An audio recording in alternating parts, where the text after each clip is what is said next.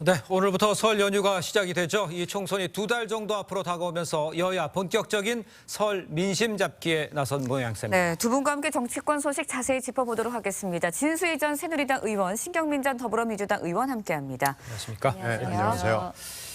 자, 국민의힘 한동훈 위원장 서울역을 찾아서 귀성객들을 만나고 연탄 배달 봉사도 함께했습니다. 목소리를 직접 들어보겠습니다.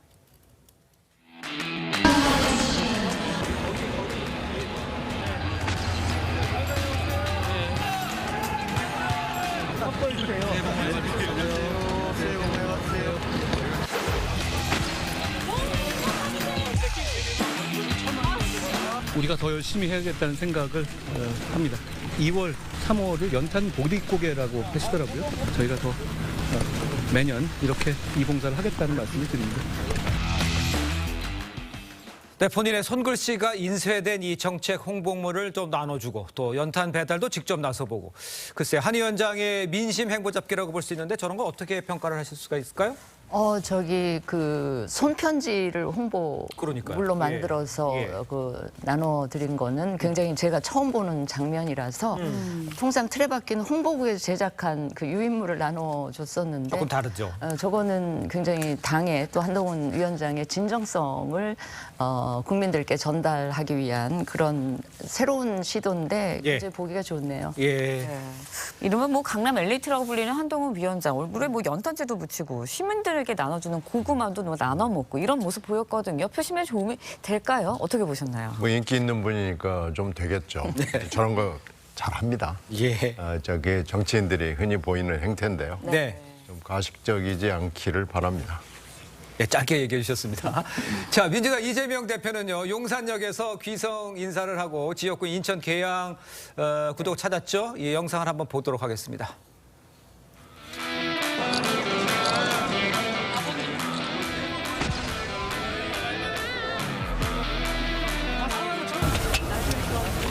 역으로 아들이 못 내려가고 어머니가 올라오셨군요.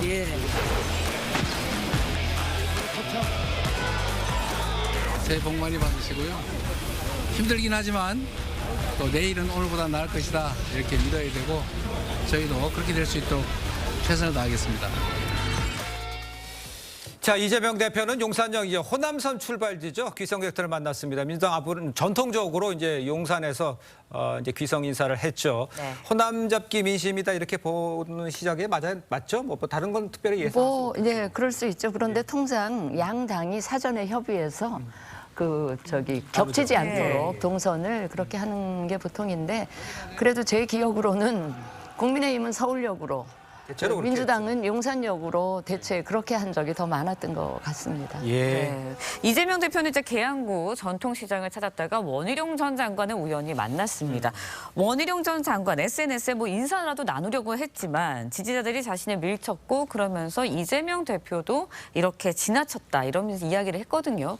그렇다면 뭐 신경전이 좀 시작된 거 아니냐 이런 이야기도 나오고 있고요. 그렇죠. 이미 시작한 거라고 보여집니다. 네. 이게 이제 첫 번째 조우가 될 가능성이 매우 높았는데요. 네. 뭐 계양을이라는 게 뭐 좁으니까요. 예. 네, 언젠가는 만나겠죠. 만날 수밖에 없을 거고요.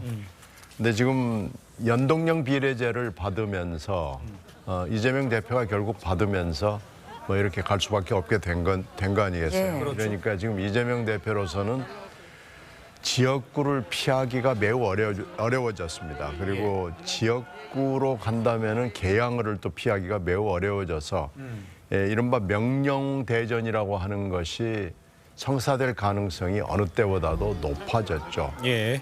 다른 선택을 하기가 지금은 굉장히 어려워진 것으로 판단이 됩니다. 따라서 아마 두 사람이 직접 만나서 악수하는 모습을 불언간에 볼 수밖에 없지 않나 예상합니다. 알겠습니다. 자, 이런 가운데 아까 화면에도 보셨습니다만 윤석열 대통령이 대통령실 직원들과 노래로 설 인사하는 영상이 지금 공개가 됐어요. 그런데 여기에는 김건희 여사가 등장하지 않는 모습이죠. 예. 이러니까 여러 가지 이야기가 나오는데 저 장면을 보시고는 어떤 느낌이셨는지 듣고 싶어요. 일단 윤 대통령이 노래를 굉장히 잘하시네요. 잘하시고 또 예. 부르시는 걸 즐겨 하시는 것 같습니다. 예. 그런데 저 영상에 김건희 여사가 등장하지 않은 이유는 뭐 우리 국민들이 다 짐작하실 수 있을 것 같은데 예. 아무튼 그 김 여사의 그 명품백 문제가 논란이 된 이후에는 지금 공식 비공식 행사에 일체 나타나지 않고 계신데 예. 아마도 나타나게 되면 우리 국민들로 하여금 그 논란이 된 그런 장면들을 다 상기시키는 그런 효과가 있기 때문에 피하시는 거 아닌가 싶고 제 생각에는 아마 총선 때까지는 안 나타나시지 않을까 뭐 그렇게 생각을 해봅니다. 그렇군요. 네. 네, 연휴를 앞두고 방송된 윤 대통령의 신년 대담. 일단은 처음으로 김 여사 논란 관련 언급을 했고요. 또 이제 대담 방식을 두고서도 이야기들이 나오고 있어요. 여야의 평가들이 굉장히 엇갈리는데 설 민심에 어떤 영향 미칠까요?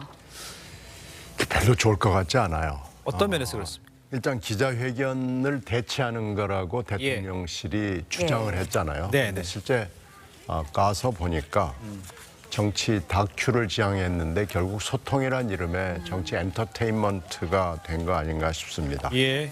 이게 윤 대통령과 대통령실의 말하자면 소통에 대한 인식 그리고 더 근본적으로 콘텐츠로 들어가서 예. 명품백 사건에 대한 인식을 아주 적나라하게 보여준 게 되지 않겠습니까? 그리고 앵커가 명품백이라는 얘기도 못하는 뭐 작은 뭐 백이라는 이름의 저도 이 파우치라는 브랜드라는 걸 처음 봤는데요. 예. 뭐 이런 식으로 홍길동식으로 이렇게 앵커가 얘기를 할 수밖에 없는 이런 인식이 결과적으로는 소기했던 목적은 달성하지 못하고 소통 쇼로 그냥 끝나고 말았다는 점에서 국민들이 이걸 다 눈치챈 것 같아요. 예. 그래서 별로 그렇게 목적을 이루지 못한 실패한 정치 다큐다 네. 이렇게 봅니다. 일단 그 파우치는 브랜드는 아니고 이제 작은 네. 가방이라는 표현을 안 쓰고 이제 파우치 조그만 백 네. 이렇게 설명했던 것 같고요. 진수희 전 의원께서 보시기에는 글쎄 뭐 아쉽다라는 표현하고 나름의 좀 평가가 좀 진솔하게 얘기는 했다 이런 평가도 있는데 어떻게 보셨습니까? 그 부분에 대해서는. 저는 그날 그 말씀을 하신 대통령도 아쉬우셨다고 말씀을 그렇습니다. 하셨지만 예. 보시는 국민들도 상당히 아쉬웠다. 다른 맥락에서 네네. 그 다들 아쉬웠을 것 같은데, 근데 저는 지난주에 제가 출연해서 말씀을 드렸는데 이게 신년 기자회견을 대체하는 어떤 그 이벤트였는데, 그렇죠. 그러다 보니 이 국정 전반에 걸쳐서 각 부문별로 주요 정책 과제나 방향 이런 것들도 많이 언급을 하셨잖아요. 그런데 이제 그런 것들이 사실 굉장히 중요한 거잖아요. 예. 그런 것들이 묻히고 그 김 여사 문제에 대해서 사과를 했네 안 했네 이거에만 온통 관심이 쏠리는 게 유감스러운데요. 예. 저는 그 정책 이야기를 하시는 거 보면서 굉장히 그 이해를 많이 하시고 자료 없이 그냥 다 설명을 하시는 걸 보면서 네네.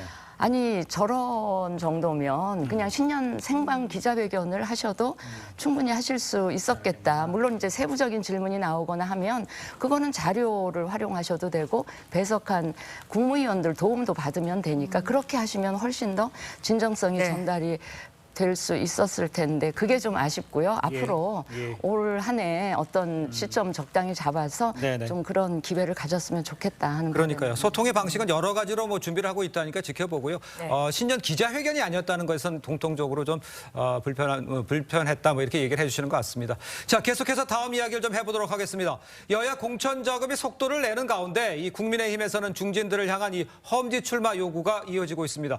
김태호 의원이 양산 을에 출마해달라는 이 당의 요청을 수락했습니다. 목소리를 들어보겠습니다.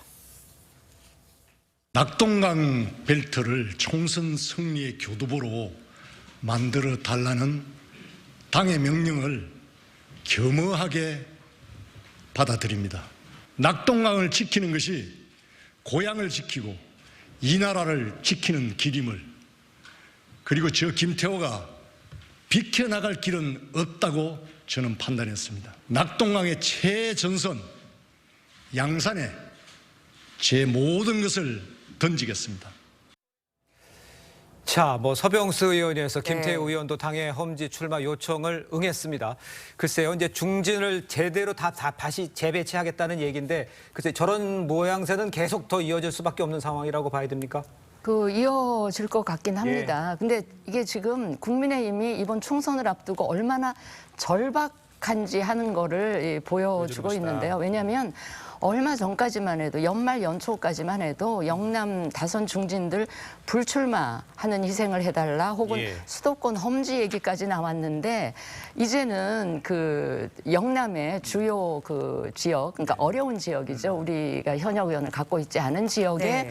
이제 저런 식으로 지역구 조정을 하는 걸 보면서 아 굉장히 절박하구나 하는 것이 이제 드러나는데 예. 마침 부울경 지역에는 부산, 울산, 경남 지역에 광역 단체장을 하신 분들이 지금 현역 의원으로 있다 보니 지금 우리가 비어 있는 지역에 이 재조정하는 게 보기에 굉장히 굉장히 효과적으로 지혜롭게 잘 배치를 하고 있구나 하는 느낌을 갖는데 예. 이제 사실은 저 재조정된 지역도 네. 국민의힘 입장에서는 수도권에 비해서는 훨씬 더 괜찮은 그러니까 어떻게 보면 험지라는 표현이 좀 안 맞을 정도로 해볼 만한 지역이다. 저는 그나마 해볼 만한 지역일 수 그나마 있기 해볼 때문에. 만한 지역에 예. 마침 그럴 수 있는 단체장 출신 현역 의원이 계시다는 거는 국민의힘 입장에서는 굉장히 다행스러운 일이다. 그렇게 알겠습니다. 생각을 합니다. 예. 네, 일단은 낙동강 벨트를 시작으로 PK 지역의 중진 험지 차출 시작이 됐습니다. 결국 여당 텃밭인 TK로 향하고 이게 또 수도권으로 영향을 미치는 건 아니냐 이런 예상들이 나오는데 어떻게 보시나요? 이게 지금 뭐 여의도에서 돌아다니던 굉장히 많은 얘기들이 그 시나리오들이 많았는데 예. 그중에 지금 TK, PK 네. 지역이 현실화되는 것 같아요. 예. 근데 같은 행정구역에서 갑을병정이 있잖아요. 네네. 갑에서 을로 가도 어려워요. 이게 이제 컷오프라고 얘기하면 좀 심하니까 네네. 지역구 조정, 사실은 네. 지역구 이동을 요청하는 거죠. 이게 PK에서 이렇게 시작이 됐으면 TK로 자연스럽게 올라오고 또 수도권하고 연동이 되기 시작하면은 굉장히 많은 사람들이 조정이라는 이름으로 결국은 사실상의 컷오프 비슷한 효과를 낼 거예요. 예. 그러면 반발하는 분들도 분명히 생길 거고요. 그렇겠죠. 경쟁력이 그나마 지금 이분들은 지방자치단체장들을 했기 때문에 좀 나은 편인데 네. 그렇지 않은 분들이 훨씬 더 많거든요. 그래서 이게 상당히 많은 여러 가지 잠재적 갈등 요소로 등장하게 됩니다. 알겠습니다. 또 하나 좀 살펴봐야 될 것이요. 윤 대통령이 대통령실 후광은 없다면서 참모 출신들에게 특혜 기대하지 말라 이렇게 말을 했습니다.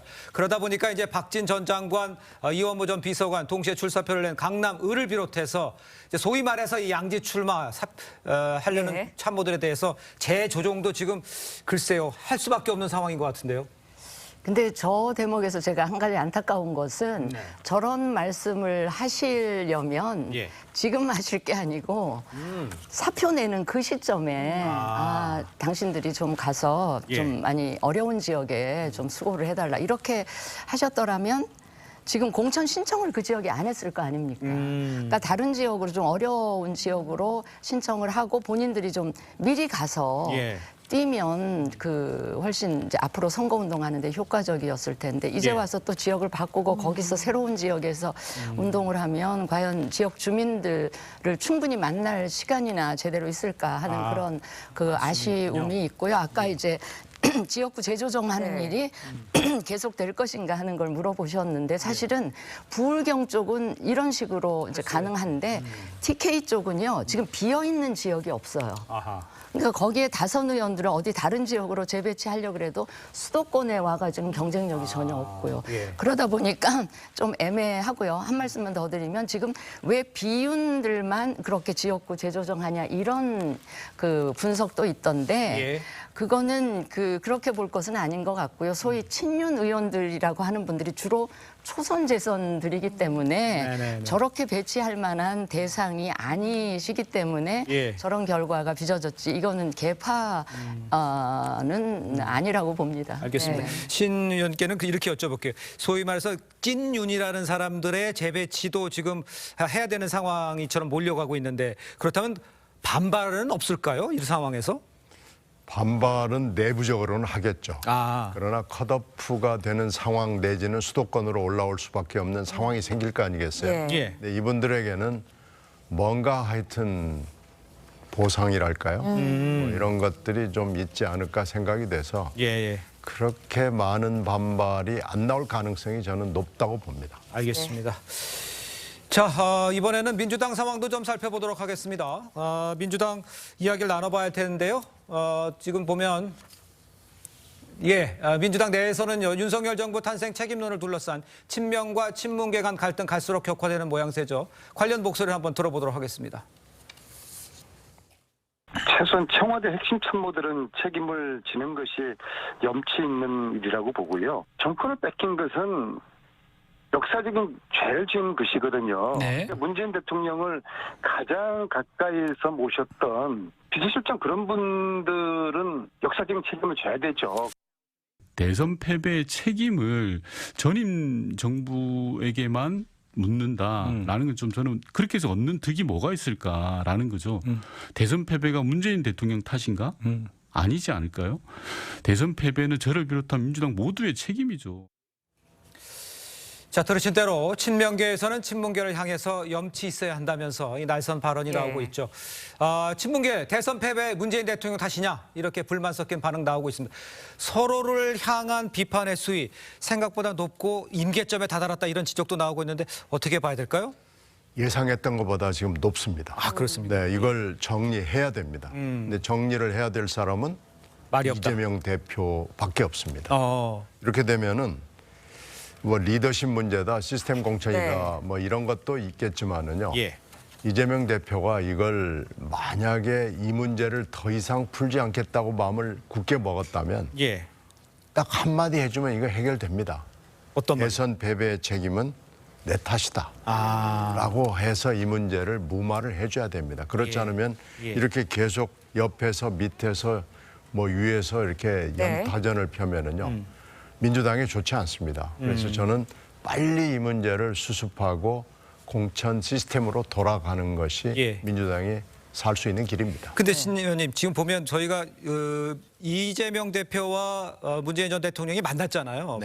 만난 다음에 이제 준연동제에 대해서 얘기도 했고 이러니까 사람들 생각에서는 뭔가 좀 교통 정리가 된 게 아닌가라고 생각을 했는데 갑자기 이렇게 상황이 변하니까 거기에 대해서는 어떻게 이해를 해야 되겠습니까? 그건 그런 얘기는 구체적으로 안 했을 거고요. 그리고 문 전 대통령의 성정상 그런 얘기에 대해서 구체적으로 말씀을 할 분이 아니에요. 그래서 아마 만났다는 거하고는 저는 무관하다고 생각하고요. 그런 것들을 위해서 아마 충실하게 기록은 남아 있을 거고요. 이런 대목이 계속해서 논란으로 등장한다면 문 대통령이 직접 참변하지는 않겠지만 그 당시에 그 배석자들이 많이 있기 때문에 이 문제도 아마 그렇게 해서 해결될 수밖에 없을 겁니다. 알겠습니다. 민주당의 개파 갈등 문제 예상했던 것보다 수위가 높다라고 말씀을 해주셨고 또 이재명 대표가 나서야 된다라고 말씀을 해주셨는데 어떻게 봉합을 좀 해야 한다고 보세요?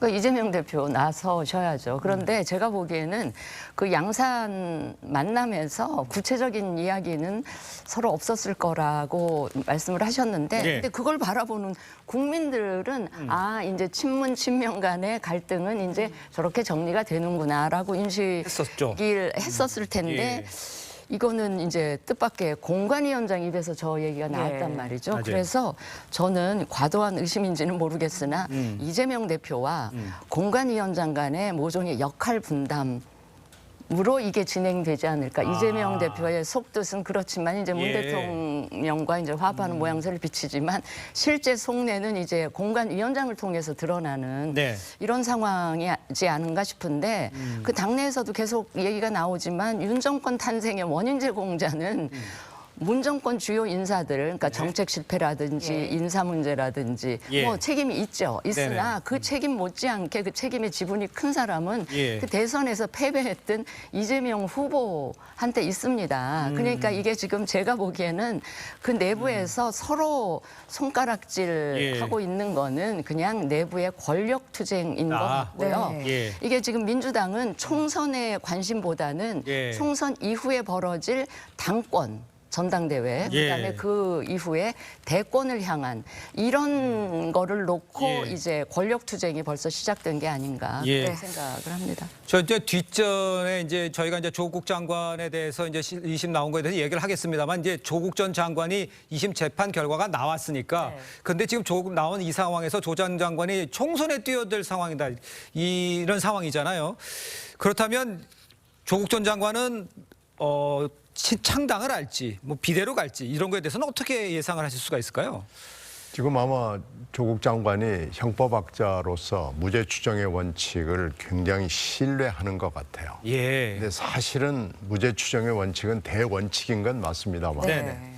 보통의 경우에는 2심까지 이 정도 나오면 여기서 딱 스톱하는 게 맞습니다. 그런데 좀 그렇지 않을 기세를 보이는 것은 예. 이건 뭔가 하겠다는 겁니다. 지금 앵커가 여러 가지 가능성을 얘기했는데요.